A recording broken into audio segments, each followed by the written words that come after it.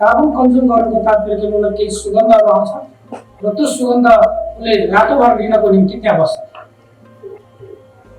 त्यसकारण उसले सिमलको रूपमा पाउँछ। सिमल हामीले करिब 15 वर्ष अगाडिदेखि समाप्त गरेका छौँ। अब हामी कहाँ सिमल धेरै कम छन्। हामीले करोडौँ रुखको व्यवस्थापन गर्यौँ भने फेरि पनि यी चराहरू व्यवस्थित हुन सक्छ। यिनीहरूको आफ्नो नियम छ।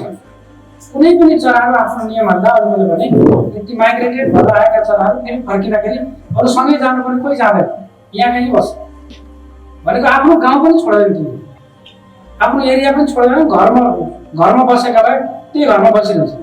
त्यस्तो पाराको यिनको नेचर हुन्छ। त्यसरी नै यिनीहरू माइग्रेटेड भएर आएका चराहरू जसरी जाँदैनन् त्यसरी नै यहाँ भएका स्थापित भएका चराहरू जो चाहिँ जहिले पनि यिनीहरू यही भूमिमा बस्थे, तलमाथि सरेर बस्थे। कतिपय चराहरू सूचना दिने काफल पाक भई आऊ, अब काफल पाको तयार भयो भन्ने जस्तादेखि लिएर सूचना दिने चराहरू, कागहरू होइन, कुनै दुर्घटना हुन लागेको छ भने त्यस्ता सूचनाहरू दिने। त्यति मात्र होइन, त्यो एउटा चरामा त्यो स्वभाव छ भने अर्को चाहिँ फेरि झिँगामा पनि त्यही स्वभाव छ। जस्तै मान्छेको मृत्यु 28 दिनपछि हुँदैछ भने दिनमा 3 फेरा त्यो हरियो झिँगा घुम्दै जान्छ। त्यो बेला हामीले थाहा पाउनुपर्छ कि अब यो मान्छेको आयु कमजोर हुँदैछ, चाँडै जाँदैछ। हुनु आएर जाने, निरन्तर आउने जाने गयो भने अब एकदम सर्टकट एक हप्ताभित्रै छ भनेर बुझ्नुपर्छ। सूचना कहीँबाट कुनै ल्याब चाहिँदैन। टेक्निकल कुराहरू यस्ता छन्। कतिपय मान्छेको तत्काल मृत्यु हुँदैछ भने, हप्ता दिनभित्र मृत्यु हुँदैछ भने त्यसले पानीमा थुक्यो भने पानी थुक तल डुब्छ। त्यो बेला थाहा पाउनु पर्यो कि अब चाँडो उहाँ चाहिँ बिदा हुँदै हुन्छ, उहाँबाट दिने सूचना के हो लिइहाल्नुपर्छ। यस्तै किसिमका चराहरूले पनि सूचना दिने, पर्यावरणलाई कसरी जोगाउने नजोगाउने, कुन स्थितिमा तिम्रो पर्यावरण छ आदि इत्यादि भन्ने विषयमा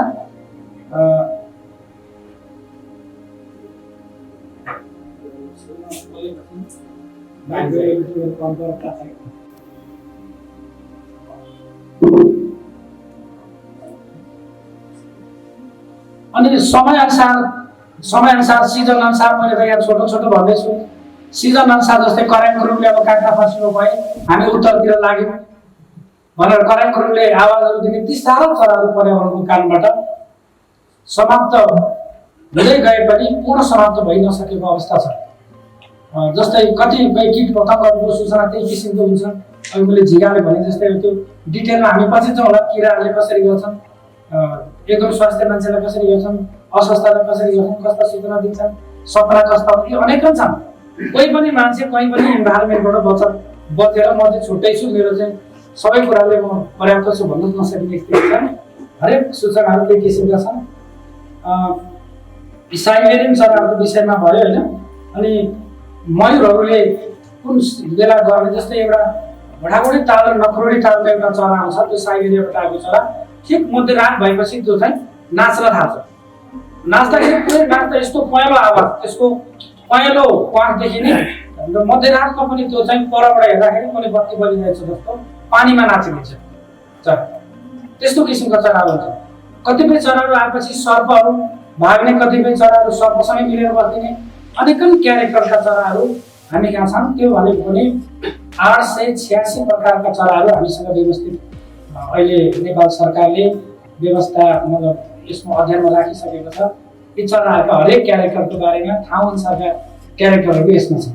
अब म यसमा छोटो मात्रै गरेँ, चराहरूकै मात्रै बारेमा पनि हामी अर्को कुनै राख्ला। अब मन्दिरहरूको बारेमा हामी जाउँ। हामीसँग भएका प्रोपर्टीहरूको बारेमा मैले कुरा गरिराखेको छु। यसमा एउटा छोटो पनि जानकारी दिने यहाँलाई। प्वाखहरू जस्तै चराहरूको कतिले शिकार गर्नुहुन्छ भने चराहरूको समस्या कस्तो छ भने जेठबाट भदौसम्ममा उनको फिडिङ टाइम सबभन्दा महत्त्वपूर्ण टाइम। त्यो समयमा चराहरूलाई कसैले सेवन गर्यो भने त्यो रोगहरू यस्तो स्थापित रोगहरू हुन्छ, मानिस अल्पायु बन्न सक्छ। त्यसकारण त्यो बेला कुनै पनि चराचुरुङ्गीको शिकार गर्न मिल्दैन। एउटा कुरा त्यो। अर्को कुरो, फिडिङको टाइममा यिनीहरू अत्यन्त गम्भीर हुन्छन्। कतिपय चराहरूले त्यो बेला शिकारै गर्न नहुने, छुनै नहुने कुरा के छ भने एउटा पोथी निरन्तर गोडमा बसिरहने र भालेले ल्याएर खुवाउनु पर्ने यिनको आफ्नो नियम छ। कति दिनसम्म बस्नुपर्ने भन्ने छ। त्यो नियमले कुनै हालतमा पनि छोड्दैन। हामीले जस्तो विचार परिवर्तन, ठाउँ परिवर्तन, सिस्टम परिवर्तन, योजना परिवर्तन तत्कालीन गर्दै गर्दैन। मेरो प्रकृतिमा जे सिस्टममा छ त्यो सिस्टम फलो गरिरहन्छ, त्यही अनुसारले अगाडि बढ्छ। त्यो मात्रै भएन, अर्को चाहिँ मयुरको प्वाँख जति झरेको हुन्छ त्यो झरेको मयुरको प्वाँखबाट म त मेडिसिन बनाउने मान्छे भएको हुनाले मैले त्यो पनि अलिकति कुरा गर्न लागेको, टपिक सिद्धिन लागेको छु 6 मिनेटबाट। मयुरको प्वाँखबाट मयुरको भस्म, त्यो प्वाँखको भस्म भन्छ। त्यो प्वाँखको भस्मबाट तपाईँको छाती सम्बन्धी, फोक्सो सम्बन्धी समस्याहरू जस्तो सुकै पुरानो किन नहोस्, अहिले त्यो दुर्लभ भइसक्यो त्यो मेडिसिन, अहिले बनेकै छैन, बनाउन पनि गाह्रो भएको छ। तर बन्ने हुँदा चाहिँ त्यो प्वाँखको कलेक्सन गरेर गर्ने हो भने त्यो प्वाँखबाट बनेको मेडिसिनले नै श्वासकाश सम्बन्धीका रोगहरू निर्मूल गर्न सक्छ। त्यो साधारण कुरा हो। जस्तै अर्को कुरा त्यसमा के हुन्छ भन्नुहुन्छ भने क्याल्सियमको मात्रा चाहिँ झन्डै 86% भन्दा माथि हुन्छ। त्यसले गर्दा पावरफुल पनि बनाउँछ। सुत्केरी महिलाहरूलाई हामीले तिते बनाउने र दिने प्रचलन जुन छ चलन अनुसार, त्यो चलन अनुसार त धेरै कुरा छन्। चलन अनुसारको त हेर्ने हो भने त्यो प्वाँखबाट, मयुरको प्वाँखबाट बनेको भस्मले नै सुत्केरीमा क्षय भएको क्याल्सियम तत्काल 2-2.5 घण्टाभित्र नै रिकभर गर्दछ। त्यसकारण दाँत हल्लिएको महिलाले पनि त्यो भस्मको औषधि खायो भने दाँत हल्लिन छोड्छ। त्यसकारण क्याल्सियमको मात्रा हुने ज्वानोलाई पनि प्रयोग गरिएको छ। मास त्यो कुनै पनि चराचुरुङ्गी पशुपक्षी केहीमा प्रयोग नगर्नेहरूको निम्ति ज्वानो छ। ज्वानोमा पनि 57% भन्दा माथि क्याल्सियम हुन्छ, त्यो प्रयोग गर्नुहुन्छ। अनि कतिले चाहिँ सुत्केरीको गीतै छ नि, हाम्रो त लोकगीतै छ, सुत्केरीको न्यु गरी टाउको मैले खाएँ भने। कतिपय चराहरूको ब्रेन यस्तो हुन्छ, तपाईँले भालेलाई सुत्केरीलाई खुवाउने बेलामा भाले काटिसकेपछि प्वाँखहरू फेरि कलेक्सन गरेर त्यसको तिते बनाएर तितेलाई फेरि झानेर दिने चलन छ एउटा। अर्को कुरा त्यो टाउको चाहिँ सुत्केरीको न्यु गरी टाउको मैले खाएँ भन्ने छ नि अर्को गीत, यहाँ एउटा गम्भीर कुरा लुकेको छ। त्यो चलन चाहिँ चेली र माइती भेला हुँदा कुनै पनि दुराचार नहोस् भन्नुको निम्ति हाम्रा ऋषिमुनिहरूले समाजलाई कसरी बुद्धिमत्तापूर्वक चलाएको रहेछ भन्ने एउटा सूक्ष्म सत्यको कुरा हो। त्यो सयपत्रीमा पनि हुने भएको हुनाले सयपत्रीको माला लगाइदिने, अनि उसको ब्रेन उच्च राख्नको निम्ति ओखर दिने, अनि शारीरिक तन्दुरुस्ती गराउनको निम्ति अनेक फलफुलहरू आदि इत्यादि भोजन ग्रहण गराउने र 1 वर्षको निम्ति चेली र माइती बीचमा मात्र होइन समाजलाई पनि उच्च कोटिको व्यवहार गर्नु, घर परिवार राम्रो चलाउनु, कहिले नबिर्सिनु र अराजक कहिले नहुनु भनेर चेलीले उपचार गर्ने विधि हो। त्यो चाहिँ ओमेगा 6 3 देखि 6 पाउने, त्यो भनेको ओखरमा छ। ओखरको भित्रको साइज र हाम्रो ब्रेनको साइज एउटै हुने भएको हुनाले हामी त्यही बुझ्नु पर्यो। त्यो छ। कतिपय हार्टको ब्लकेज भयो भने समस्या पर्छ, धेरै ठुलो गम्भीर कुरा हो, आपत्तिजनक भनेर मानिरहेको हुन्छ नि। सामान्य कुरा आज भनिरहेको छु मैले, पिपलको काँचो पातमा थोरै चामल लगाएर, किनभने त्यहाँ चाहिँ चोक हुन्छ। चोक डाइरेक्ट खान मिल्दैन, तर कार्बोहाइड्रेटसँग मिल्छ। कार्बोहाइड्रेटसँग मिल्ने भएको हुनाले पिपलको पात र पातमा चामल लगाएर पान जस्तै चपाएर बिहान बिहान खाने गर्नु भने 3 महिनामा कम्प्लिटली ब्लकेज खुलिसकेको हुन्छ। अब मुटुको समस्या कहाँ छ भन्नु पत्ता लाग्ने भन्दा राति 1 बजे झ्वाट न्युजिनुहुन्छ भने तपाईँलाई मुटुको समस्या सुरु भएको छ। चेक गर्न जाँदा भेटिँदैन, 38-40% त पत्तै लाग्दैन। जब 65-62 देखि माथि क्रस गर्छ अनि पत्ता लाग्छ। त्यो बेला पिपलको पात पनि ठ्याक्कै मुटुको जस्तै आकारमा छ, साइजमा छ हैन। यस हिसाबले हामीले उपचारका विधिहरू सबै हिस्ट्रीमा तय गरेको छैन, व्यवस्थापन गरेको छैन, तर हामीले साइजबाट पनि बुझ्न सक्छौँ। जस्तै केही कुरा भनेको छैन, कमलको फुलमा सरस्वतीको फोटो राखिएको छ हैन, त्यहाँ अरू नै आसन गरेको भए पनि हुन्थ्यो, कुशासन गरेको भए पनि हुन्थ्यो, अरू आसन गरेको भए हुन्थ्यो, खाटको आसन गरेको हामीले के भन्नु थिएन। तर हजारौँ वर्ष पहिले जुन बेला भाषा लेखिएको थियो पछिल्लो चरणमा त्यो भाषा त बिर्सिँदै जान्छ, तर कुनै सिम्बोलिक कुरा त कहिले पनि बिर्सिँदैन नि। गणेशको हातमा कमलको फुल्न लागेको, फक्रिन लागेको फुल देखिनु, यी सबै थुप्रै विषयहरू छन्। सरस्वतीको फोटो मुनि तल यो कमलको फुलमा सरस्वतीको आसन गरिएको छ, अनि यो कमलको फुल चाहिँ महिलाहरूको यौन रोगहरू दूर गर्ने र सन्तानहरू उच्च कोटिका उत्पादन गर्नको निम्ति चाहिँ यो खानु पनि पर्छ, आसन पनि गर्नुपर्छ भनेर त्यहाँ लेखेको छैन। तर लिटरेचरमा कहीँ नलेखिए पनि हाम्रो इन्डिजिनियस ट्रिटमेन्टभित्र त त्यही छ फेरि। त्यस कारणले म अघि भालेको टाउकोमा थिएँ, त्यो भालेको टाउकोमा हुने इलिमेन्ट चाहिँ यौन दुर्बलता गराउन सक्ने क्षमता भएको हुनाले भालेको टाउको चाहिँ श्रीमानलाई नै दिने प्रचलन चाहिँ त्यहाँबाट सुरु भएको। यो गम्भीर कुरा छ होइन। कुखुराको बारे म त चरामा छु, म चरामा छु।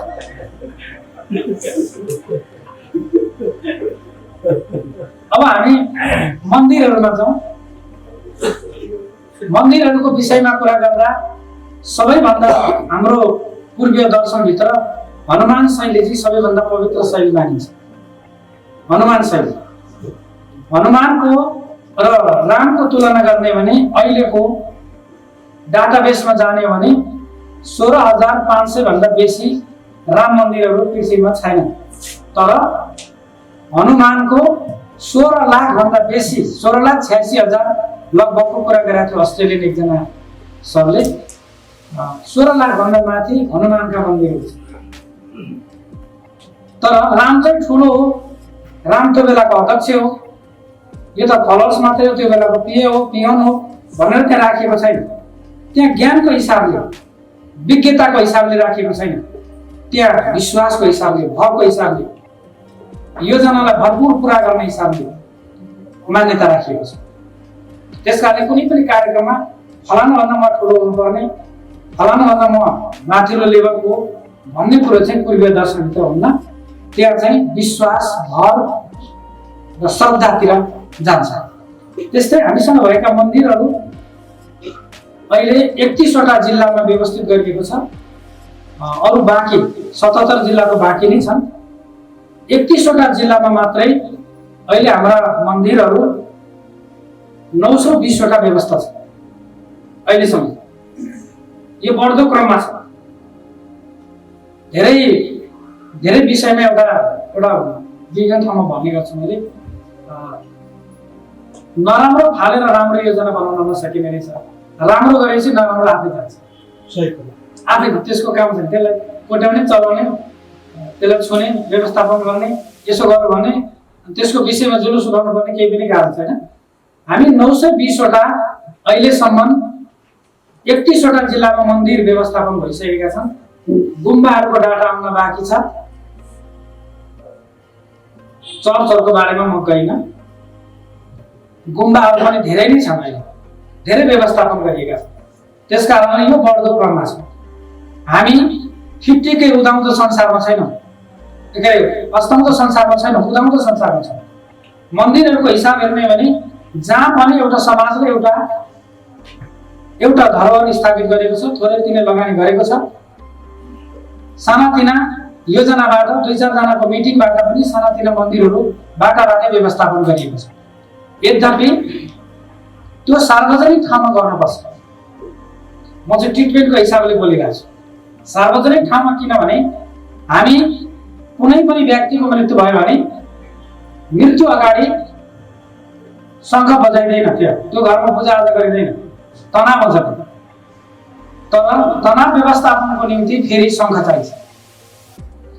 50,000 भन्दा बेसी भाइरसहरू संसारमा चलेका छन् अहिले। ती कति मेनमेड छन्, कति चाहिँ पृथ्वीका आफ्नै उपजहरू। ती 50,000 भन्दा बेसी भाइरस र ब्याक्टेरियाहरू मान्छेका शत्रुमा साह्रै कम मात्रै छन्, साह्रै कम मात्रै छन्। धेरै चाहिँ कम, के अरे धेरै चाहिँ मान्छेको मृत्यु, के अरे मित्र शक्ति नै छन् तिनीहरूका। त्यसकारणले तै पनि त्यो बेला अघि मैले भने कुनै पनि ठाउँमा हामीले मृत्यु भएको रहेछ भने, प्रकृतिमा ठुलो जनावरको मृत्यु भएको रहेछ भने झिँगा आएर पहिले त्यसलाई औँसा पारिदिन्छौँ। यो चाँडोभन्दा चाँडो यसलाई नष्ट गरिदिनु र यी मान्छेलाई व्यवस्थित गर्नु भनेर झिँगाले त्यहाँ जान्छ। त्यसपछि फेरि गिद्ध आएर त्यसलाई तत्काल हटाइदिन्छ त्यहाँबाट र हामीलाई फेरि सुरक्षित राख्छ। प्रकृतिमा भएका चिजहरूको हिसाब हेर्ने हो। हामी ठानिरहेछौँ यिनीहरू शत्रु, तर त्यो शत्रु होइन। अहिलेसम्म सबै मित्र हुन्। मित्र शक्ति नचिनेको कारणले मात्रै हामी त्यहाँ छौँ। अब शङ्खले जब त्यसलाई सराउनु पर्यो, गलाउनु पर्यो त्यो लासलाई भनेपछि त्यो बेला हजारौंको संख्यामा ब्याक्टेरियाहरू आउँछ। झनै 36 खर्ब भन्दा बेसी ब्याक्टेरियाहरू त्यो बेला प्रवेश गर्छन्।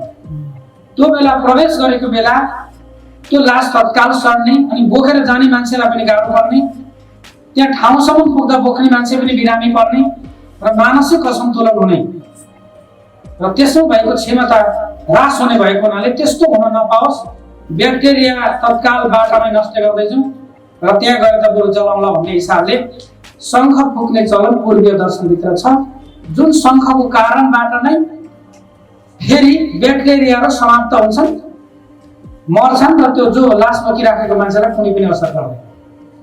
मार्नको निम्ति नमार्नको निम्ति घुमाउरो गरिन्छ, दोहोरो शङ्ख फुकिन्छ, मार्नको निम्ति एकोरो पुरै गोली हाने जस्तै हो।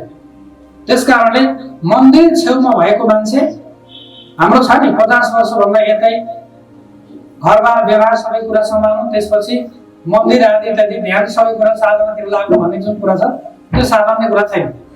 किनभने सन्तान उत्पादन पहिले भइसकेकै हुन्छ, पछिल्लो चरणमा चाहिँदैन, नभएपछि निरन्तर शङ्ख फुक्नेको मान्छेको मैले त लगभग 154 जनाको हेरेको थिएँ, निरन्तर शङ्ख बजाउनुहुन्छ, बजाउँछु म। तपाईँको सिमेन एनालाइसिस गर्नु पर्यो भने हेर्दा 24 भन्दा माथि कसैको जाँदैन भनेको सन्तान नहुनेमै पुग्छ क्या त्यो। त्यसकारणले घरको छेउमा मन्दिर, गुम्बाहरू जहाँ घन्टी बजाइन्छ त्यो उपयुक्त हुँदैन। अलिक टाढा सार्वजनिक ठाउँमा राख्नुपर्छ।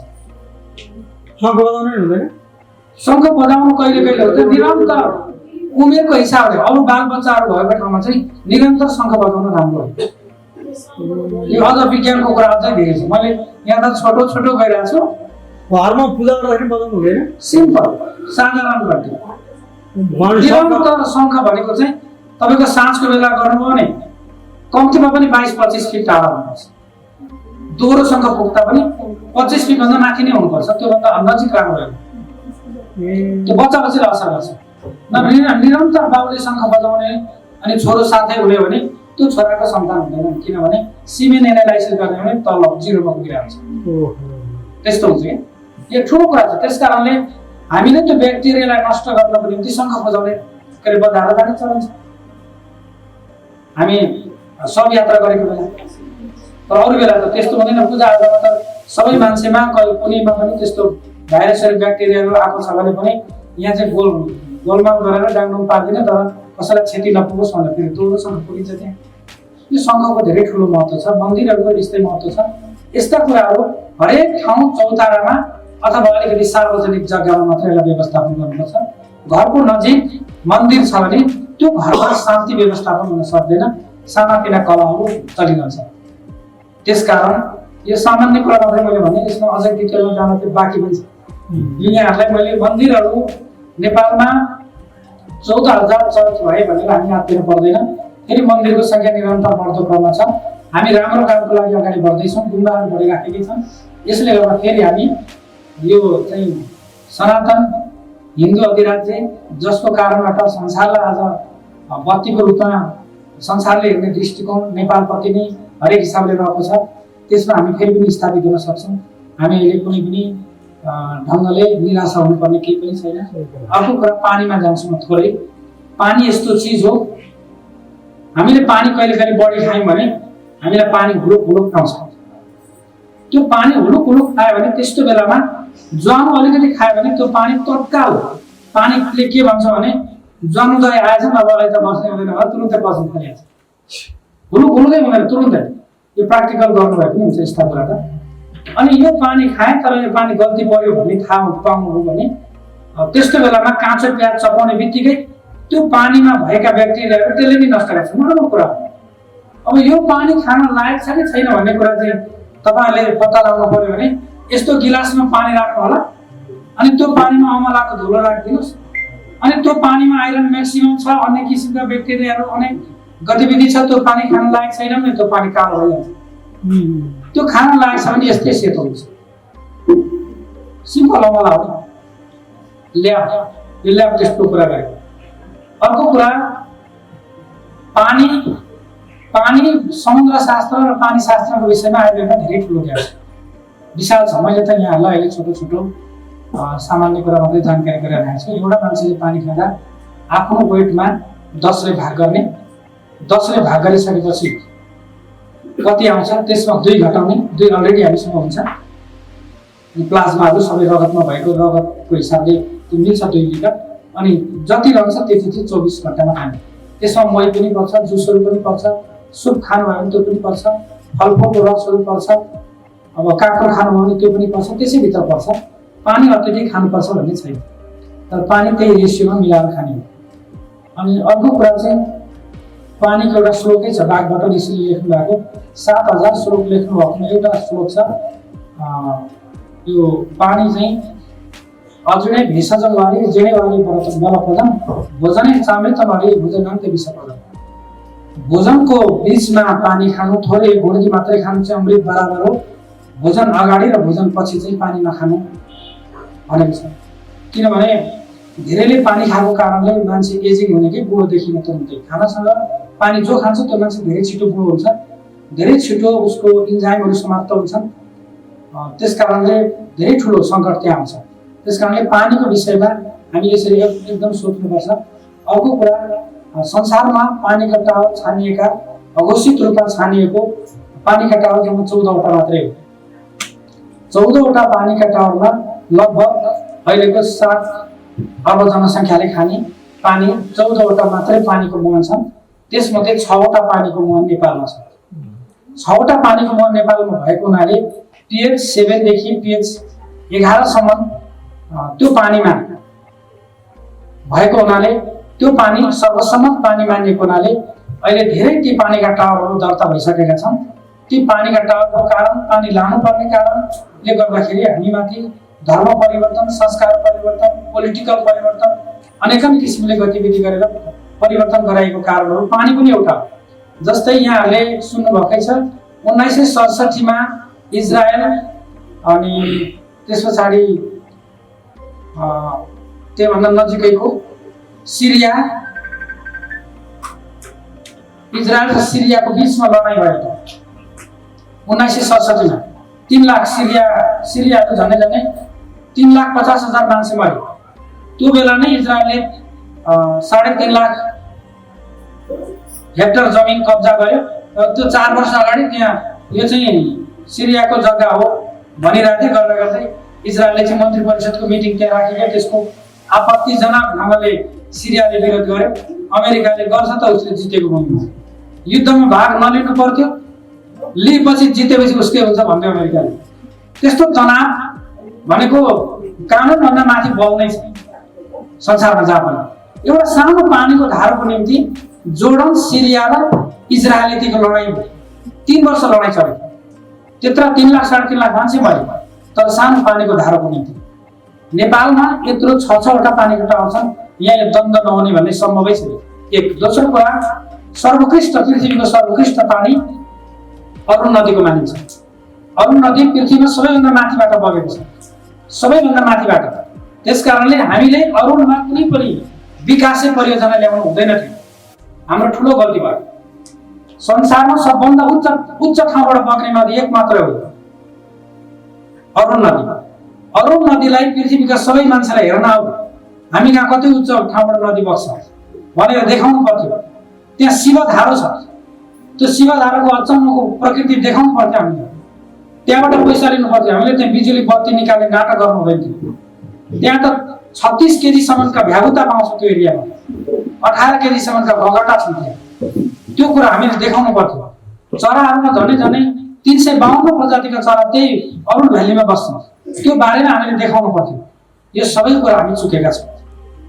त्यसकारणले हामीले देखाएर मात्रै पैसा लिने कुरा पनि हामीले गुमाइसकेका छौँ। अब यसलाई फेरि पुनर्व्यवस्थापनको कुरा एकीकृत शक्ति नेपालको हो। यो जिम्मेवारीपूर्वक लागेको संस्था हो, त्यसकारणले यसमा आत्तिनु पर्ने त कुरो छैन। तर बिक्न चाहिँ झुटो छिटो बिक्छ। सत्यको महँगो पर्छ दाम। सत्य कुरो सिक्नको निम्ति त यत्रो भेला हुनु पर्यो, पैसा तिर्नु पर्यो, समय मिलाउनु पर्यो, फ्लाइट चढेर आउनु पर्यो, सारा अन्यत्रतिरका कार्यक्रम रद्द गर्नु पर्यो, अनि न बल्ल भेला भएको छ भने सत्य एकदमै महँगो हुन्छ। तर असत्य कुरा सर्टकटमा बिकिहाल्छ। फलानाले यस्तो गरेछ नि, हेर्दै चोरै थियो त्यो मान्छेलाई। हाम्रो अतिथिले भन्दै गर्छ कहिले मेरो विरुद्धमा कसैले बोल्यो भने धेरै मान्छेले चाहिँ त्यो हेर्दै पनि देवप्रकाश त्रिपाठी चाहिँ अनुहार चाहिँ चोरै छ भन्ने छन् भन्नु है। त्यस कारणले गर्दाखेरि त्यो चाहिँ हावाबाट उडिने कुरा, त्यसमा सत्य कुरा छ कि छैन कि भन्ने एनालाइसिसको पावर त राखिँदैन। त्यो पावर पोइन्ट त्यो जिरो हुन्छ। त्यो श्रवण शक्तिबाटै सबै डिसिजन गरिन्छ, पत्रिकाको भरमा निर्णय गरिन्छ। त्यस्तै किसिमको हुन्छ। त्यस कारणले यो रङ दल्ने भन्दा रङ बदल्ने चाहिँ अत्यन्त घातक हुन्छ भन्ने छ नि, त्यो कुरा पनि यहाँ हामीले बुझ्नु जरुरी छ। हामी मलाई त समय अझै 1 घण्टा लाग्ने यसले गाह्रो हुन्छ। हटाउनु त अनि मैले म पछाडि कोही छैन भन्ने बुझिरहेको। अब हामी राष्ट्रिय प्रोपर्टीमै छौँ। धर्म संस्कृति र परम्पराका विधाहरू हेर्ने भने हामी त्यतिकै अगाडि छौँ। हाम्रो संस्कारमा सन्तान निरोगी बनोस्, सन्तान शक्तिशाली बनोस्, सन्तानबाट कुनै अपराध नहोस् र फलानाको छोराले यस्तो ठुलो बहुमूल्य काम गर्यो भन्ने बनोस् भन्नको निम्ति कौमार र भित्ते तन्त्र जसको सृष्टि यही भूमिबाट भएको छ, भृगु ऋषिहरूबाट सप्तऋषिहरूबाटै यो प्रादुर्भाव भएको विज्ञान हो। नेपालबाटै सृष्टि भएको छ। यी विज्ञानहरू सबै आयुर्वेदको विज्ञान। अहिले पृथ्वीमा आयुर्वेद अवतरण भएको दक्ष प्रजापतिबाटै हो। दक्ष प्रजापतिको दरबार यही भूमति नै थियो। त्यसले गर्दा हामी एकदमै माथिल्लो लेभलका भए पनि हामीले त्यो दक्ष प्रजापतिको दरबार यहाँ हो र दक्ष प्रजापतिले यो पृथ्वीमा आयुर्वेद अवतरण गर्नुभयो भन्ने कुरा मात्रै पनि प्रचार गर्दाखेरि कति मान्छे त्यो भूमति हेर्न आउनुहुन्थ्यो। अहिले हामी त्यहाँ फास्ट ट्र्याक बनाएर त्यो कसरी ध्वस्त गर्ने हुन लागिरहेछ। सकेका छौँ न, तर लागेको छ। त्यो त्यति हुँदा पनि नराम्रो भलाइ डढाएर यो जीवनमा यसलाई क्यान्सर रोग नलागोस्, किडनी फेल नहोस्, छालाको रोग नलागोस् भनेर नराम्रै भलाइ डढाएर त्यो चौन लगाउने चलन छ हैन। अब गुरुङ जातिहरूमा, मगर जातिहरूमा नाङ्गो भन्ने एउटा प्लान्ट छ। त्यो प्लान्ट त्यो बेला चढाइन्छ। त्यसको र त्यो हामीले भराएर त्यसको ल्याब टेस्ट मैले भर्खरै गरेर हेरेको छु, बराबर एलिमेन्ट। संस्कारमा कस्तो शक्तिशाली चिजहरू जोडेर हाम्रो पूर्वजले ठ्याक्क राखिदिनु भएको छ। त्यसले गर्दा हरेक ठाउँमा अब तराईतिर बेग्लै किसिमको छ, तराईतिर टेर्रा प्रयोग हुन्छ। त्यो गरेपछि जीवनमा उसलाई पायल्स नहोस्, अनि पायल्स मात्र होइन उसलाई चाहिँ टिबी रोग नलागोस्, कुनै पनि देशमा दोखहरू कहिले नहोस् भनेर त्यहाँ प्रयोग गरिन्छ टेर्रा तराईतिर। यस्तो जात विशेष, धर्म विशेष, संस्कार विशेष, अघि वकिल साहबले भने जस्तै सबै संस्कारले परिपूर्ण नेपाल आज अचानक कमजोर बन्दै गएको स्थितिमा हामी देश चलाउन नसक्ने हो कि हामीमा समस्या हुन्छ कि राष्ट्रिय प्रोपर्टीहरू धरोहरहरू कमजोर छन् कि अहिले भएका यिनीहरूले गाडी किनेका पैसामै हाम्रो सम्पत्ति सकियो कि अनि यिनले बनाएका घर विदेशमा थुपारेको कारणबाट हामी अब चलाउनै नसक्नेमा छौँ कि भन्ने हो भने त्यस्तो उसमा जानु पर्दैन। बोलिभियामा एउटा पुपो भन्ने ताल थियो। त्यो ताल देखाएर मात्रै वर्षकै करोडौं भिजिटरहरू बोलिभियाले निमन्त्रणा गर्थ्यो। पछि यी पश्चिमाहरूले थाहा पाएपछि बोलिभियाको त्यो नदीमा गएर यिनीहरूले त्यो मेटेका भन्ने छर्दे गर्दै प्रति वर्ष 2 फिटको दरले त्यो ताल डुब्दै गयो, पुरिँदै गयो। अहिले बोलिभियामा जिरो, तालै छैन। थियो ताल थियो भन्ने मात्रै छ। हाम्रो रानी पोखरी जस्तै भएको छ बोलिभियामा। एउटा आर्थिक उन्नतिको बाटो। तर त्यो हिसाबले हेर्ने भने राष्ट्रमा कुनै पनि एउटा चिज हुँदा पनि त्यो देश चल्छ। एउटा मात्रै खाने खनिज, एउटा मात्रै संस्कारको कुराले पनि चल्छ। सिङ्गापुरले कति कमजोर हिस्ट्री बोकेको सिङ्गापुर छ। सिंह जस्तो माछा समुद्रबाट निक्ल्यो अनि सिङ्गापुर भयो। त्यस्तो मूला हिस्ट्री राखेर पनि विकसित गरिरहेको। त्यस्तो त छैन अरू ठाउँ। 33 कोटी देवदेवतालाई चलाउने चलन अहिले पनि दशैंको बेला यहाँ आएर बहुमती जानुभयो भने जहिले खत्तम पारेको भनेर शिव विरुद्ध त्यहाँ कारबाही हुन्छ। 4 दिसको मान्छे यही नजिकको कुरा हो, टाढा होइन। त्यो बेलादेखि आएको छ नि चलन। दक्ष प्रजापतिले बाख्राको दुध खाने मान्छे शक्तिशाली ब्रेनको हुन्छ। आमाको दुध भन्दा माथिल्लो लेभलमा हुन्छ। कहिले आमा रोगी छ भने बच्चा रोगी सक्छ। तर बाख्राको दुध त्यो बेला खुवाउनुभन्दा लगाएको चलन कहिले हो, अहिले पनि बाख्रा मन्दिरमा छोड्ने चलन त्यही छ, यी नजिक। यस कारणले तर मैले यहाँलाई अब प्रोपर्टी हामी कहाँ कहाँ कतिको सम्पत्तिमा छौँ भन्ने कुरो यो रियल अर्थ इलिमेन्टको विषयमा छोटो जान्छु। टाइम चाहिँ 1-1.5 घन्टाभन्दा माथि नदिने कुरा भइसक्यो, त्यस कारणले छोटो छोटो गरिरहेको छु।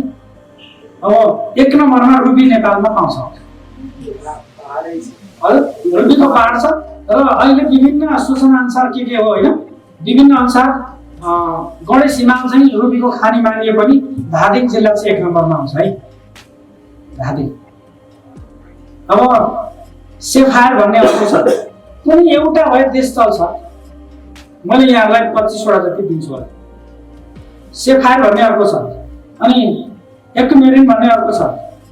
अब यसैमा बेरिलियम र सिलिकेट हुन्छ। बेरिलियम भन्ने तत्त्व तपाईहरुले सुन्नुभयो भने मैले लालकृष्ण अडवाणीलाई आजभन्दा धेरै वर्ष अगाडि, उहाँ त्यतिखेर डिफेन्स मिनिस्टर हुनुहुन्थ्यो, भुटानको एकजना विद्यार्थी नेता र म गएको थियौँ र नेपाल तपाईहरु खाने हो भनेर सोद्धाखेरि नखाने स्रोत मात्रै लिने भन्नुभयो। अनि भुटानमा कहिले जाने भनेर उहाँले सोध्नुभयो, अब तपाईहरु भुटान फर्किनु न अर्कै देश जाने हो भन्नुभयो। सीधा सीधा शब्द थियो। त्यति भन्नु हामीलाई आधा घण्टा टाइम दिनुभएको थियो उहाँले, त्यो आधा घण्टाको बिचमा यिनी विषयमा कुरा हो। त्यसपछि उहाँले आणविक अस्त्र कसरी घोषणा गर्नुभयो, त्यस्तो मुलुक कसरी घोषणा गर्नु भन्ने क्रममा उहाँले बेरिलियमको कुरा उठाउनु भएको थियो। बेरिलियम हामीले अमेरिकाबाट ल्याउने भनेर त्यहाँ अध्ययन गर्यौं। अमेरिकाले जापानबाट ल्याउँदो रहेछ, जापानले भारतबाट ल्याउँदो रहेछ, भारतले नेपालबाट ल्याउँदो रहेछ भन्नु। अनि त्यो चाहिँ तर किन यो रोकिँदैन, चोरी उत्खनन किन रोकिँदैन भन्दा तपाईको 50-56 हजार ट्रक दैनिक जान्छ कि अहिले पनि त्यो बेरिलियम युरेनियम जाने हो त्यहाँ। त्यो प्रशोधन चाहिँ राजस्थानतिर हुँदो रहेछ, त्यहाँ हामीलाई हेर्न पनि दिन्न, पुग्न चाहिँ पुगेको थियौँ, हेर्नै लाग्यो कस्तो रहेछ त यो भन्नु। त्यो बेरिलियम पनि एक्युमेरियम भित्रै पाउँछ, एक्युमेरियमको पहाडै छ नेपालमा। यसमा हामीले बेरिलियमको बारेमा पछि फेरि ठुलो अध्ययन गर्नु। यो कुनै पनि विस्फोटक विश्वमा बन्छ भने यसबाटै बन्छ। अर्को आयोलाइट भन्ने छ, टोर्मालिन भन्ने छ, अनि गार्नेट भन्ने छ, अनि क्रोसलर छ, अनि स्पेयरटाइन छ, त्यसपछि गएर क्वार्ट्ज छ। क्वार्ट्जमा सिलिकन पनि हुन्छ र सिलिकन छैन त्यो भूमिमा भने त्यो भूमिमा सन्तान जन्मदैन। त्यहाँ चाहिँ मान्छेको बर्थ रेट हुँदैन, 0 लेभलमा जान सक्छ। मान्छेको आकार प्रकारको अनेकन निस्किन्छ, त्यस्तो समस्या छ। त्यो चिज पनि यो क्वार्ट्जमै पाउँछ। त्यसकारण क्वार्ट्जको माला लगायो भने राम्रो हुन्छ भन्ने छ। अनि 108 गाईलाई 108 वटा गाईलाई बिहान खुवाउने गर्यो भने पनि सन्तान उत्पादन हुन्छ भन्ने छ नि। त्यो इलिमेन्ट चाहिँ गाईको त्यो र्यालमा पनि पाउने भएको हुनाले हात चढाउने चलन त्यसै छ। धार्मिक कारण र वैज्ञानिक कारण सँगै छ। धार्मिक कारणले नै वैज्ञानिक कारणलाई ठ्याक्क मिलाएर राखिदिएको छ। अनि टोपाजहरू छन्, अनि अगोटा छ, त्यसमा चाहिँ स्मोकी क्वार्ट्ज छ, स्मोकी गर्यो धुवाँदार, त्यसको त मालै बनिरहेको छ। अनि हेसोनाइट छ, कायोनाइट छ, त्यसलाई क्यानिट पनि भनिन्छ। अनि त्यसपछि डम्बुराइट छ, अनि हेनबर्गाइट छ, त्यसपछि गएर एमाजोनाइट छ, स्पाइन भन्ने छ, गोल्ड छ, गोल्ड सुन। जहाँ बेरिलियम छ त्यहाँ गोल्ड हुन्छ। एउटा एलिमेन्ट त्यो हुन्छ, त्यो बिना बन्दैन। तामा हुनेमा पनि सुन हुन्छ, त्यसमा पनि सुन हुन्छ। अनि त्यो त एकदम ठुलो चाहिँ त्यो बेलाको हाम्रो नाका, नेपालको ठुलो नाका, तिब्बततिर जाने नाका भनेको जाजरकोट हो। जाजरकोटमा सुन खाने उत्खनन हुन्थ्यो त्यो बेला। त्यसकारण तिब्बतीहरूले के अरे लासा जानु कुताको बाटो भन्दै भनिएका शब्दहरूमा सुन पाउने ठाउँ त्यहाँ सुन चढाउने आदि इत्यादि कारणले सुन प्रशस्त पाउने भनेर गरिएको छ। तर टोटल जाजरकोटको उत्खनन हो त्यो छ। इलाम र पाँचथर पनि यसको लागि महत्त्वपूर्ण ठाउँ हो।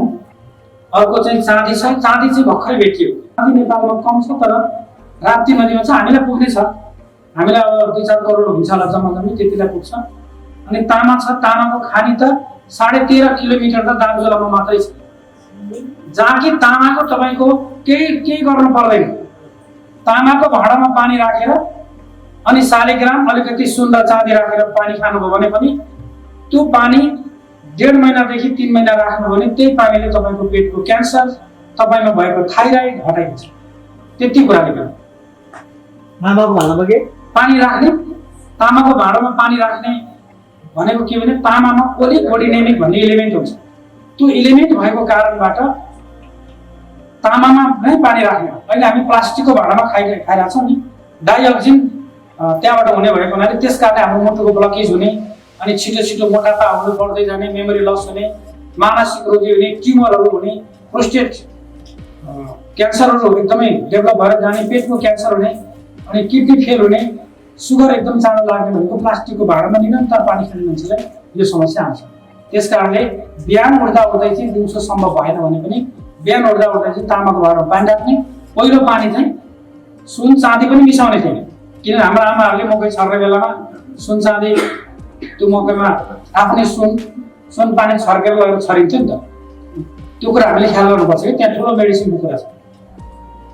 त्यो गऱ्यो भने बिहान चाहिँ पहिलो पानी गऱ्यो भने कम्तीमा पुरा आयु बाँच्न चाहिँ पाइन्छ। निरोगी बन्न चाहिँ यो निरन्तर तामाको भाँडामा पानी राख्ने प्रचलन बसेर राम्रो हुन्छ। त्यो छ। 50 वर्ष अगाडि तिब्बतमा नेपालबाट तामा जान्थ्यो। हाम्रो अहिले नेपालमा 50 लाख घर परिवार हो। हामीले आजभन्दा 40 वर्ष अगाडि हरेकले आफ्ना घरबाट निकालेर तामा बेच्यौँ र सिल्भर भनेर हामीले बक्साइट उपधातु जुन चाहिँ अहिले अल्मुनियम हामीले भित्रायौँ र त्यो भित्राएर हामीले करिब 24,000 घरले चाहिँ त्यो बेला बेचेनन् भन्ने छ। नभए धेरैले बेच्दा नि हाम्रो त्यो बेला नै 96 खर्बभन्दा बेसीको तामा चाहिँ त्यही बेला गइहाल्छ। अहिले तामाको भस्म बनायो भने तामाको भस्म खाने मान्छेलाई क्यान्सर हुँदैन, 10-15 दिन खाए पनि हुन्छ। तामाको भाँडामा पानी खानलाई क्यान्सर हुँदैन, एक नम्बर कुरा त्यो हो। अर्को कुरो ताम्र भस्म बनाएर खायो भने त्यो ताम्र भस्म खाने मान्छेको अल्सरेटिभ कोलाइटिसबाट भएको क्यान्सर, एच पाइलोरीबाट भएको क्यान्सर अनि प्याङ्क्रियासबाट भएको क्यान्सर चाहिँ यसले सबैभन्दा चाँडो 40 दिनमै नियन्त्रणमा लिइसक्छ। त्यो ब्याक्टेरियाभन्दा माथि छ। ओलिगोडेनेमिकलाई त्यो भाइरस त्यो ब्याक्टेरियाले जित्न सक्दैन, त्यस्तो क्षमता राख्छ। त्यस कारणले तामामा हामी ध्यान दिनु पर्यो। तामा खाने चाहिँ नेपालमा अत्यधिक छ। अर्को एउटा जानकारी गराउँ यहाँलाई, यो महत्त्वपूर्ण हुन सक्छ। कसैलाई निमोनिया भयो, टाइफाइड भयो, निरन्तर ज्वरो आउँछ भने एउटा पानी त्यो हो। अर्को चाहिँ तामाको धावा हुन्छ नि, कुनै प्रशोधन नगरिएको ढुङ्गा देख्नु भएको छ कसैले? हो, तामाको धावा हुन्छ। त्यो धावालाई तपाईँले घोटेर महसँग मिलाएर खानुभयो भने बच्चाको निमोनिया 1 पटकमा जाति हुन्छ, ठुलोलाई भएको निमोनिया 5 पटकमा जाति हुन्छ। घोटेर खाना खाँदै जाति भइरहेको छ। तामाको धाउ भनेको कच्चा, त्यो चाहिँ प्रशोधन गरिएको छैन। चिन्नको लागि चाहिँ पाथिवाला हस्पिटलले चिनाउन सक्छ, त्यो चाहिँ होइन, त्योसँग हुन सक्छ। यसो विचार गर्नुपर्छ। तर इमर्जेन्सीमा काम लाग्ने यति तपाईँको ढुङ्गा छ, यत्रो ढुङ्गा छ घरमा भने जीवनभर पुग्यो कि त्यो 7 पुस्ता जहिले पनि घोटेर खान पुगिहाल्यो नि त। त्यो किसिमको योजना हो। त्यस कारणले फलाम त 26 जिल्लामा छ। फलाम 26 जिल्लामा छ। यसमा हामीले पनि हात दिनुपर्ने छैन। प्रशोधन हामीले पहिले कुटे कोदालो त जहाँबाट पनि झिकेर बनाउने चलन थियो। ताप्लेजुङको सेतुवा भन्ने ठाउँ छ, त्यहाँ चाहिँ योभन्दा 5 वर्ष अगाडिसम्म एकजनाले लुकेर त्यहाँ धावा खानी त सबै बन्द गरेको छ। खानी उत्खनन गर्न कहीँ पाइँदैन, तर चोरेर लान पाइन्छ। दर्ता अड्काले गर्न पाउँछ, अध्ययन गर्ने नाममा ट्रक लान पाउँछ। सबैलाई 1 कोरियामा क्वाजले ताप्लेजुङबाट गएको अध्ययनको निम्ति गएको छ। त्यहाँ राज्यलाई 1 रुपियाँ आम्दानी छैन, तर अध्ययन गरिसक्दा सबै पहाड सकिन्छ। त्यस्तो किसिमको छ। अनि अब अर्को फलामको कुरा गरेँ मैले, सोनामाछी भन्ने चाहिँ पनौतीको बगरदेखि लिएर राप्तीका खोलामा सारा जहाँ चाहिँ एक खालको पहेँलो किसिमको ढुङ्गा हुन्छ, त्यो सबै सोनामाछी भन्ने हो। त्यसबाट बनेको भस्मबाट कुनै पनि युरिक एसिड र मोटापा रोगहरू चाहिँ साह्रै चाँडो 40-45 दिनमा नर्मल गरिदिन्छ र फेरि दोहोरिएर नआउने बनाउँछ। नर्मल कुरा भस्म बनाउँदा 3 दिनमा सिकिन्छ। त्यस्तो कुरा छ। अर्को अनि क्याल्साइट जुन ढुङ्गाहरू भयो, जस्तै कतिपय अमिलो हामी पाउँछौँ नि, अमिलो त्यसै रेडिमेड अमिलोहरू, त्यसमा चुन पानी पनि हुनसक्छ। त्यो बढी खायो भने असर गर्छ, चिब्रो हुनु धेरै असर गर्ने हुन्छ, अनि दाँत कमजोर बनाउँछ त्यो अमिलोले होइन। तर कम्ती खायो भने गाईहरूलाई कसले दिने भाँडोमा लिपेर राखिदिन्छ, त्यस्तो बेलामा गाईले चाटेर खान्छ र उसलाई चाहिने क्याल्सियम त्यसले लिन्छ त्यहाँबाट। त्यो क्याल्साइटहरूको व्यापार पनि पहाड छ, तर अहिले 1-2 रुपियाँ किलो गएको छ। तपाईँको कर नै 50 पैसा भनेपछि सकिहाल्यो। यो ट्रकमा 50 क्विन्टल छ भन्दैछ अनुमानित, त्यसपछि कति हो त्यसको हिसाब गर्छ। 50 रुपियाँ 50 पैसा प्रति केजी कर लिएर राज्यले छोड्छ। त्यसको मूल्यको हिसाब छैन। त्यसको मूल्य औषधि बनिसकेपछि चाहिँ तपाईँको 7,000 सम्म पर्छ प्रति केजी, उच्च कोटीको पर्छ।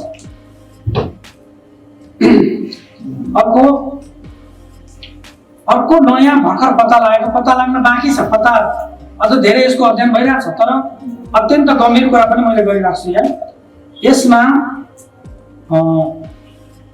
एउटा सोरेन सोनाइट भन्ने एउटा ढुङ्गा भर्खरै नेपालमा पत्ता लागेको छ। राप्ती नदीबाट पत्ता लागेको यो, राप्ती नदीको ढुङ्गाबाट। विभिन्न ठाउँमा जाँदा ढुङ्गा बोकेर आउने चलन छ। यसमा ल्याबमा हेर्दाखेरि भर्खरै सोरेन सोनाइट नै हो भन्ने अनुमान छ। यदि त्यो हो भने पृथ्वीमा धेरै कम छ र धेरै संसारमा यो छैन। यो चाहिँ रकेट बनाउनमा यो अनिवार्य छ, अनि एमआरआई मेसिनमा यो अनिवार्य छ, अनि त्यस पछाडि क्यामेरामा अनिवार्य छ, डिभिडी प्लेयरहरू जति छन् त्यो सबैमा यो बिना हुँदैन। यो बिना हुँदैन। त्योभन्दा ठुलो कुरा त रकेट बनाउने अन्तरिक्ष यान जति बन्छन् त्यो सबै यो सोरेन सोनाइटबाटै बन्छ। बेरिलियम यसमा चाहिँ 50% हुने भएको हुनाले यो अत्यन्त महत्त्वपूर्ण छ। जस्तै यसमा भएको मुख्य तत्त्व पनि सुनिराख्नु होला। यो कार्यक्रम हामीले रेकर्ड गरेको हुनाले पछि पनि मैले निरन्तर भन्न पनि अनुकूल हुँदैन। अनि नोबियम भन्ने यसमा एउटा एलिमेन्ट छ। अर्को चाहिँ सुपर कन्डक्सनको लागि एमआरआईमा चाहिने त्यसमा चाहिँ टेन्टालम भन्ने अर्को छ। अनि यो प्लेटिनियमहरू चाहिँ जति बन्छन् सबै यसबाटै बन्ने हो। अनि मोबाइल पनि यसबाटै बन्ने हो। त्यो तत्त्व चाहिँ सोरेन सोनाइटमै भएको हुनाले त्यो ढुङ्गाको के गरी संरक्षण गर्ने भन्ने कुरा हो। एउटा राप्ती नदी मात्रैले पनि हाम्रो व्यवहार, यो देशको व्यवहार चल्ने र यिनले 17 खर्ब जति ऋण खाछन् त्यो तिर्दिनु पर्ने। त्यो तिर्दिनु परेको यिनले खाए पनि, भागी त हामी पनि हो। हामी यहीँ हुँदा नबोली बसेको हुनाले त्यो हामीले समर्थन, त्यो ऋणको समर्थन गरेको हुनाले तिर्दिनु पर्ने भयो। तर कुनै पनि एउटा आइटमबाटै तिर्ने भन्ने योजना आउने हो। अनि अर्को हाफ नियम भन्ने हुन्छ। त्यसैमा कुनै देशमा पनि एउटै चिजले देश बन्छ, तर हामीसँग यति धेरै चिजहरू अद्यावधि छन्, व्यवस्थित छन्, यिनको उत्खनन भएको छैन। यस सम्बन्धी विज्ञको एउटा पनि क्लास हुँदैन, कहीँ पनि पढाइ हुँदैन। पढाइ नभइकन बलजफ्ती सिक्ने क्रममा भएका कुरा हुन्। त्यसकारणले अब यसको बारेमा अध्ययन गर्नलाई हामीले केही व्यक्तिहरूलाई बाहिर पठाउनु पर्ने सम्भावना पनि छ। त्यो एकीकृत शक्ति नेपालले यसमा सोच्नु पनि पर्छ। अर्को बोरिक टेलकम पाउडर भन्ने छ। टेलकम पाउडरको पनि तपाईँको पहाडै छ। यसमा नेपालको एउटा कम्पनीले त्यहाँ भाग लियो। भाग लिएपछि त उत्खनन गर्न नदिकन अहिलेसम्म राखेको छ। उत्खनन किन गरेन भने बाहिरबाट सस्तोमा आउने, यहाँको केही उत्खननमा महँगो पर्ने, लेबर चार्ज बढी पर्ने भएको हुनाले यसले 10 पैसा पनि बढी चाहिँ तिर्नु नहुने भन्ने व्यापारिक सिद्धान्तमा आधारित गरी उत्खनन भएको छैन। अर्को गोधन्ती भन्ने छ। अर्को शालिग्राम छ। शालिग्रामको व्यापार यहाँले राजस्थानपट्टि गएर हेर्नु भने बल्ल त्यहाँ थाहा हुन्छ हामी कहाँ रहेछौँ भन्ने कुरा। र संसारको सबैभन्दा गहिरो नदी अर्को नदी पनि कालीगण्डकी एउटा उच्च पनि अरू सबभन्दा गहिरो सूचना प्राप्त गर्नुपर्ने र जुनसुकै विदेशीले पनि पहिले हात हाल्नुपर्ने कालीगण्डकी। त्यहाँ भएका फोसिलहरू, शालिग्रामहरू हरेकले घरमा राख्नुपर्छ। यो शालिग्रामबाट मात्रै पनि पानी शुद्ध हुन्छ र हामीले अहिलेसम्म विकिरणबाट भएका असरहरू समाप्त गर्नको निम्ति शालिग्राम एउटा महत्त्वपूर्ण ढुङ्गा हो, बसिलो। त्यो हाम्रो हरेकको घरमा राख्न जरुरी छ पानीमा। अर्को चाहिँ ग्राफाइट। ग्राफाइट भनेको हिराको सेकेन्ड हो, आफ्नै कान्छो भाइ। हिराको कान्छो भाइ भनेको के हो भने हिराले गर्ने जुन कर्म हो त्यो ग्राफाइटले गर्छ। त्यो चाहिँ यहाँहरू जे जति जानुहुन्छ नारायणघाटपट्टि जाँदाखेरि त्रिशुली नदीमा काला काला पहाडहरू, ढुङ्गाहरू जे जति देख्नुहुन्छ त्यो सबै ग्राफाइट हो। यहाँहरूलाई भनेको फेरि त्यहाँ जो गाडीमा गयो यो ग्राफाइट हो भन्दै चिनाउनको लागि यो गरिएको। यो रेकर्ड मेन्टेन गर्नको निम्ति पनि यहाँलाई मैले अलिकति हार्दिक अनुरोध गर्छु। अर्को कुरा, जबसम्म सही सङ्गत पाउँदैनौँ तबसम्म एक्लै हिँडेको राम्रो भन्ने छ होइन। सङ्गत राम्रो भएन भने एक्लै हिँडेको राम्रो। सङ्गत ठिक छैन भने थाहा पायो भने, अब बर्बाद हुन्छ भने थाहा पायो भने एक्लै हिँडेको राम्रो। र अहिलेसम्म यहाँहरूलाई अति भर गरेर यो जे जति नेपालको प्रोपर्टीको बारेमा मैले भने अब अलिकति वनस्पतिको बारेमा छ। मेरो चाहिँ शीर्षक नै लामो परेको छ, यसमा चाहिँ यहाँहरूले अलिकति कन्सिडर गर्नुपर्छ समय। म धेरै प्रोपर्टीमा गएको छैन, म वनस्पतिको प्रोपर्टीमा गएर मैले मेरो कुरा टुङ्ग्याउँछु। अब आज रोगहरू जे जति बढेर गए, सारा रोगहरू तपाईँको 436 भन्दा बेसी, सरी 4036 भन्दा बेसी आणविक बमहरू तयार गरेर पृथ्वीलाई ध्वस्त पारेका छन्। हरेक ठाउँमा त्यसलाई अब हामीले कसरी मेन्टेन गर्ने, त्यो आणविक अस्त्रबाट विकिरण पैदा भएर हामीमा जुन रोगहरू स्थापित भएका छन्, यी रोगहरू हिजो हामीसँग थाइराइड थिएन, सुगर हामीले थाहै पाएको थिएन। आजभन्दा 40 वर्ष अगाडि हामीसँग एल्युमिनियमका भाँडा किचनमा थिएन, भाँडा हामीसँग किटका कराई थिए, माटाका भाँडाहरू थिए, अनि पित्तलको कसौटीहरू थिए, चरेसका कसौटीहरू थिए, तामाको भाँडामा पानी खान्थ्यौँ हामी, बाको थाल बेग्लै हुन्थ्यो, आमाको बेग्लै हुन्थ्यो, हजुरआमाको बेग्लै हुन्थ्यो, नाति नातिनाको बेग्ला बेग्लै थाल हुन्थे। अहिले हामी सार्वजनिक भएका छौँ, सबै कुरामा हामी रोग पनि सार्वजनिक गरिरहेका छौँ। त्यही किसिमले हामीसँग भएको कल्चर त्यति सशक्त थियो। त्यसकारणले हामी यी विकिरणबाट पैदा भएका रोगहरूलाई कसरी परास्त गर्न सक्छौँ भन्ने बारेमा मैले यहाँलाई पानी भने एउटा। अर्को सबैभन्दा महत्त्वपूर्ण विकिरणलाई अन्त्य गर्नको निम्ति जापानले अध्ययन गरेको छ क्यानाबिस। अर्को चाहिँ यो सबैभन्दा महत्त्वपूर्ण कुरा के भने हामीसँग भएको गाँजा। नेपालमा भएको गाँजा पृथ्वीमा सबैभन्दा उच्च कोटिको मानिन्छ, पृथ्वीमा भएमध्येको। अर्को तेल पनि, ओलिभ ऑयल पनि नेपालको नै महँगो छ।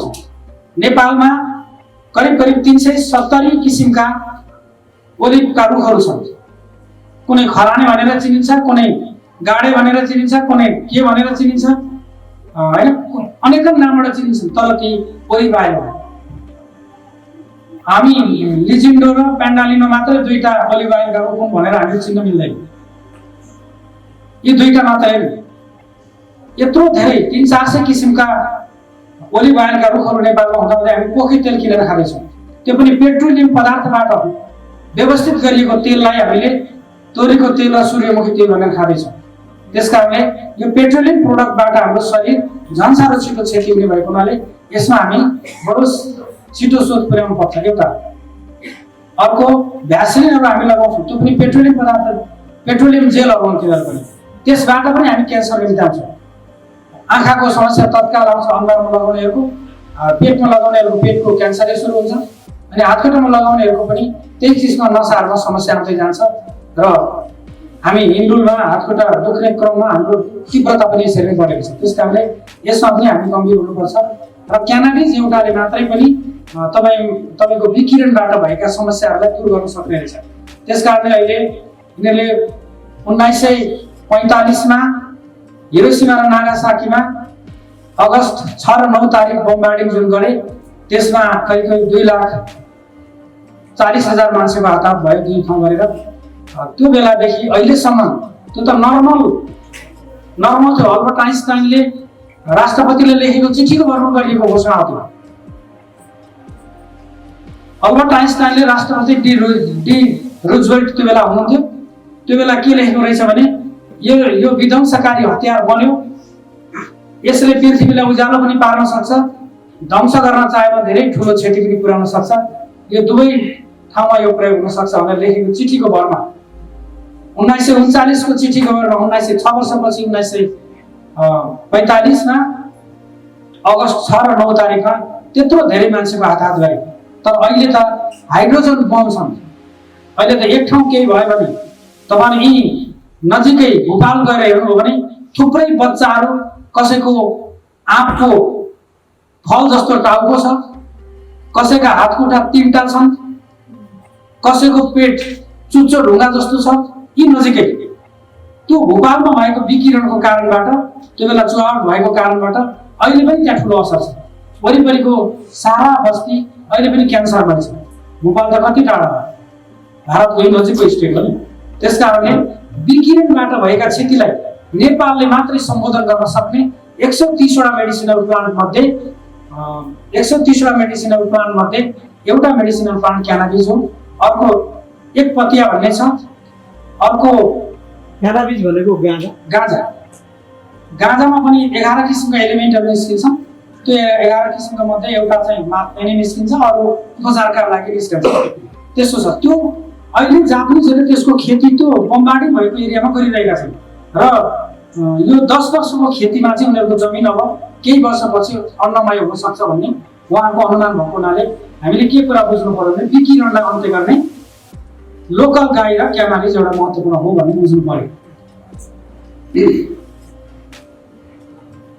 अब अर्को कुरा, वनस्पतिमै हामी किन जोड गर्नुपर्छ भन्दा नेपालमा 10,000 भन्दा बेसी मेडिसिनल प्लान्टहरू छन्। 10,000 भन्दा बेसी मेडिसिनल प्लान्ट भएको भएर हामीले अलिकति हिस्ट्रीलाई हेर्यौँ भने जस्तै आजभन्दा 2300 वर्ष अगाडि ग्रिक सम्राट अलेक्जेन्डरको दरबारमा पनि आयुर्वेदकै प्रयोग हुन्थ्यो र भारतीय वैद्यहरू त्यो बेला प्रयोग गरिन्थ्यो। त्यसपछि गएर खलिफा रसिदको दरबारमा बगदादमा पनि लगभग करिब 1300 वर्ष अगाडि पनि त्यहाँ आयुर्वेदकै प्रयोग गरिन्थ्यो र अहिलेसम्म अद्यावधि हामी उसमा 1 वर्ष अगाडि दुबई गएको थियौँ। त्यो बेला तपाईँहरू आयुर्वेदको क्षेत्रमा अगाडि जानुभएको रहेछ। तर कसरी सम्भव छ यस्तो केही पनि नभएको ठाउँमा भन्दा माटो, ढुङ्गा र फलफुलबाट हामी प्रयोग गरेका छौँ भन्नु। यहाँसम्म कि निन्द्रा लागेन भने पाकेको केरालाई पानीमा उमालेर पियो र सुत्यो भने 3 दिनदेखि निन्द्रा लाग्न थाल्छ। त्यसपछि बुझ सोच्छ। त्यो सिम्पल कुरा है, साधारण कुरा हो नि त। कहीँ खर्च छ, त्यहाँ एउटा ज्ञानको खर्च छ, समयको खर्च छ। 5 रुपियाँ पर्छ। सुत्ने दबाई त किन्नु परेन। अहिले त करिब 13 अरब बराबरको त निदाउने दबाई नै नेपालमा आउँछ। त्यसको लागि यति ज्ञान त नेपाली जनतालाई हामीले दिँदै जानु पर्यो भनेपछि एकीकृत शक्ति नेपालको यो पनि जिम्मेवारी छ। त्यो भयो। अर्को कुरो, अर्को महत्त्वपूर्ण कुरा गरेर मेरो अब अलिकति सर्टकट जाँदैछ, ढुङ्ग्याउँदैछु मैले। 5500 मेडिसिनल प्लान्ट राज्यका सबभन्दा महत्त्वपूर्ण पार्टीहरू जसले देश चलाउने जिम्मा लिनु भएको छ र कहिले कहिले मेटाफोरहरू प्रयोग गरेर जनताबाट भोट लिनुहुन्छ। त्यो कुरा अघि पूर्व वक्ता मित्र अघि साहबले भनि नै सक्नु भएको छ। मान्छेहरूलाई तनावमा लिएर झुक्क्याएर सबै हिसाबले भोट लिने र मेरो कुरा कतिको राम्रो छ, ताली कतिको पिटे भन्नेबाट प्रभावित गरेर अनि तिनीहरूलाई नतमस्तक बनाएर अनि एकोर्याएर सारा किसान, कर्मचारी सबैलाई पार्टी सदस्य बनाएर कुनै पनि देशमा कर्मचारीलाई र किसानलाई पार्टी सदस्य बनाउनु उपयुक्त मानिँदैन। त्यो राम्रो काम होइन। तर नराम्रो काम गरेर पनि अगाडि बढेकै छ। 40 लाख भन्दा बेसी त्यहीँका मेम्बर छन् अहिले। त्यसकारणले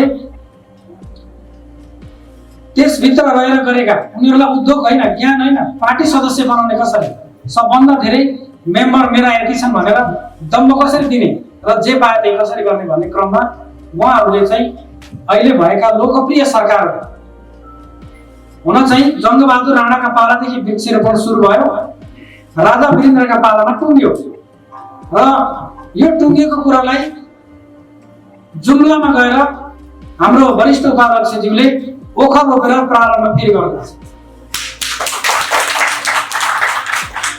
त्यो बेलासम्ममा राजा जङ्गबहादुर राणादेखि राजा वीरेन्द्रका पालासम्म रोपिएको वनस्पति विभागको डाटा अनुसार बिरुवा हेर्ने भने 32 करोड छ।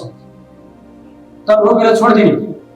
तर हाम्रो उपाध्यक्षज्यूले के आइडिया पुर्याउनु भने यसलाई पानी हालिदिनुपर्छ, तपाईँको रक्षणमा रोपेको छु भनेर उहाँकै रक्षणमा गएर लाइभ गरेर उहाँले रोपिदिनु। यसको लागि उहाँलाई पनि धन्यवाद छ। अब ओखर जस्तो महत्त्वपूर्ण प्लान्ट जुम्लाबाट प्रारम्भ गर्नुभएको छ। अब यो बिरुवा रोप्ने क्रम जारी छ। अहिले मैले भने सिमल हामीले 1 करोड पुर्यायो भने गिद्ध फेरि आएर बस्न थालिहाल्छ। महत्त्वपूर्ण कुरा छ। अब उपचारमा त म गएकै छैन। उपचारमा खालि इन्भाइरोमेन्ट र नेपालको प्रोपर्टीको बारेमा गएको छु। अब 130 वटा मेडिसिनल प्लान्ट मध्ये सुनाखरी नेपालबाट लोप हुने तयारी छ। यसमा हामी होसियार पुर्याउनु पर्छ। सुनाखरीको मूल्य अहिले नर्मल मूल्य पनि 70,000 पर केजी छ। नर्मल सुनाखरी भनेको जीवन्त, जो कोही मान्छेलाई 150-200 वर्ष आयो जिउन मन लाग्यो भने सुनाखरीको चिया निरन्तर खायो भने त्यो मान्छे कुनै पनि औषधि खानु पर्दैन। यो तपाईहरुलाई दुर्लभ जानकारी गराएको एउटा त्यो कुरा हो।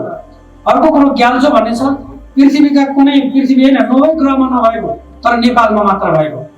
अर्को रिगाहा भन्ने छ एउटा।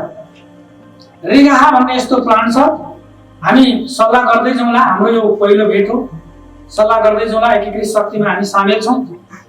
यो रिगाहा भन्ने एउटै मेडिसिनल प्लान्टले नेपालबाट 40 वर्षभन्दा पछिको उमेरमा सुगर रोग लाग्यो भने, इन्सुलिन नलागेको व्यक्ति रहेछ भने हामी अब 2 वर्षपछि नेपाल सुगर मुक्त देश बनाउन सक्छौँ।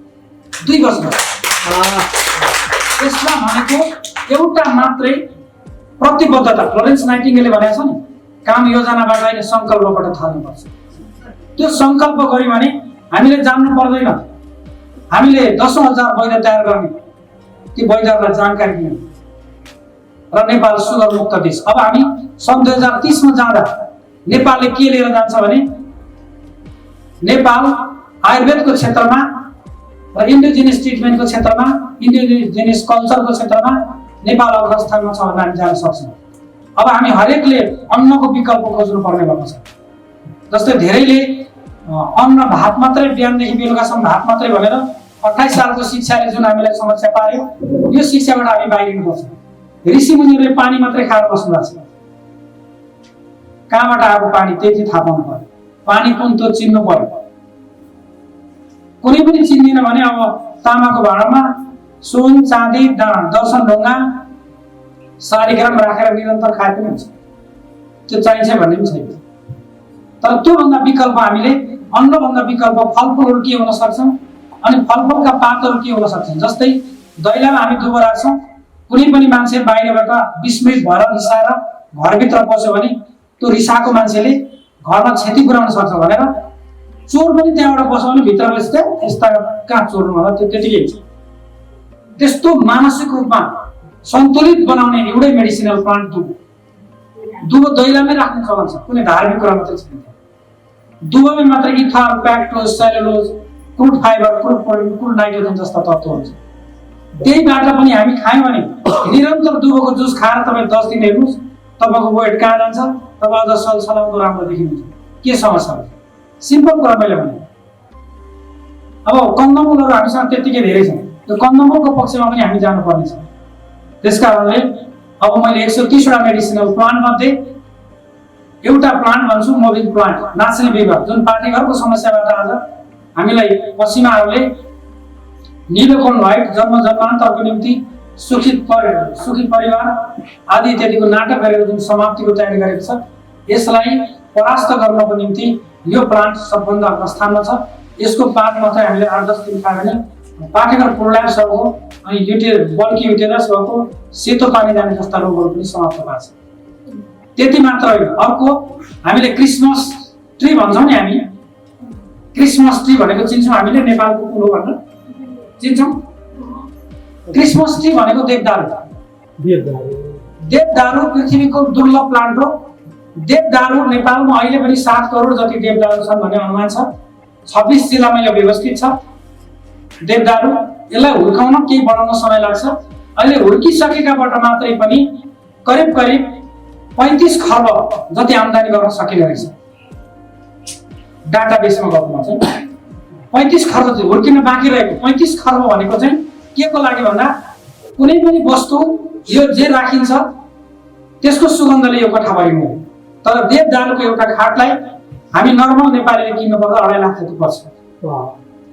त्यसलाई हामीले विदेशीले 25 लाख भन्दा माथिमा बेच्न सक्छौँ एउटा खाट।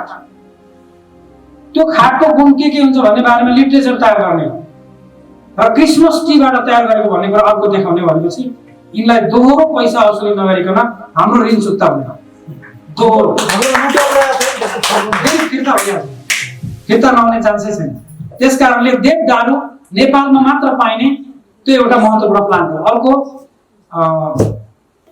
माइकोपिलाहरू भए यी धेरै प्लान्टहरू छन्, दुर्लभ प्लान्टहरू छन् जसले मानसिक असन्तुलन भएको मान्छे आज पागल भएर हिँडेको भए पनि 1-2 खोराक खाँदा भोलि नर्मल भएर घर व्यवहार गर्न सक्ने क्षमता राख्छ। त्यति मात्र होइन, ड्रगिस्टहरू पनि नर्मल 26 दिनमा हुन सक्छन् भनेपछि हामी ती प्लान्टहरू व्यवस्थापन गर्नुपर्छ र हाम्रो यो एकीकृत शक्ति नेपाल त्यसतर्फ पनि उन्मुख हुनुपर्छ भन्ने मेरो सानो भनाइ हो। अर्को, अव्यवस्थित बसोबासलाई व्यवस्थित गरेर खेतीविहीन देश हुँदैछ, घडेरीमय हुँदैछ, खेतीविहीन हुँदैछ। यति अराजक हाम्रा सरकारहरू छन् जसको कारणबाट हामीले अघि भन्दै थिएँ मैले 5500 मेडिसिनल प्लान्ट योभन्दा अघिल्लो नजिकको सरकारले नै बेलायती सरकारले नेपाल फ्लोराको नाममा दर्ता गर्न दिइसकेको छ। त्यसको भलै अहिले मुद्दा त हाल्यौँ हामीले, त्यो कतिको सम्भव हुन्छ, भएन भने 5500 मेडिसिनल प्लान्ट हामी गुमाउँछौँ अनि हामी 4500 मेडिसिनल प्लान्टमा बस्छौँ। र जापानले पनि 2800 मेडिसिनल प्लान्टहरू लग्ने क्रममा नेपालको हरियो झिङ्गा पनि उहाँहरूले दर्ता गर्नुभएको छ। हरियो झिङ्गा हामी दुर्लभ, यो अपराधी यो कहाँबाट आयो भनेर हुन्छौँ, त्यसको गुणको बारेमा पछि भन्छौँ। यो चाहिँ यसको एक्सट्र्याक्टबाट बन्ने मेडिसिन क्यान्सर निरोधक हुन्छ।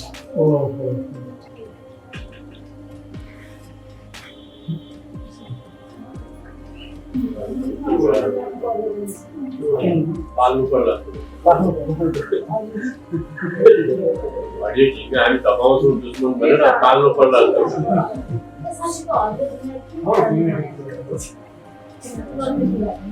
अब अर्को कुरा, हामी सरकारहरू हामीले सम्बोधन गरेका हामीले मत दिइसकेपछि जे गरे पनि हामी सहने बानी छ। त्यो चाहिँ लोसोफोबिया भन्ने एउटा रोग छ, त्यो चाहिँ नेपालमा 74% छ भन्छ। त्यही भएर चिठीमा पनि पहिले 74 लेख्ने चलन थियो। चिठी लेखो लास्टमा 74 भनेपछि कि 74% जो चाहिँ अन्डरमाइन भएर बसेका छन्, थिचिएर बसेका छन्, त्यसरी नै थिचिएर बस्नु पर्ला। यो चिठी नखोल्नु, त्यस्तै अपराध लाग्ला। उच्च कोटिको दिमाग नबोकिकन सिधेला पृथ्वीबाट यो खोलिनुहोस् भने चाहिँ त्यस्तो हुँदैन भनेर चिठीमा 74 लेख्ने चलन पहिले गम्भीर कुरा छ। त्यस कारणले त्यस्तो कस्तो क्यारेक्टर हुँदो रहेछ भने यो लोसोफोबियाको एउटा सागै मन नपराउने त्यो लोसोफोबिया के अरे अर्को लानाफोबिया भन्छ त्यसलाई होइन। यो लोसोफोबिया 74% भनेपछि कस्तो भने अगाडि चाहिँ केही पनि नबोल्ने, जब एकान्त भयो, एक्लै साथी मात्रै पायो अनि त्यसको पछि चाहिँ त्यसलाई म कम्ती भन्ने मन थिएन, तर आज किन भन्नु भन्दा म चुप लाग्यो भन्छ, तर 2 किलोमिटर कटिसक्नु त्यसको आज धज्जी उडाउने मलाई मन थियो। त्यसको आज म त अलिकति तैँले चुप लाग्यो भनिस् मात्र भने मैले भन्छु, तर त्यो भरे भन्छ, धेरै भरे। जुन घटनाक्रम त्यो केही पनि हुँदैन। यस्ता किसिमका मानसिक समस्याहरू भएको नागरिकहरूको देशमा हामी छौँ। त्यस कारणले यसलाई मुक्त गर्ने हाम्रो कर्तव्य के भने हामी कहाँ पृष्ठ पर्ने लोसोफोबिया,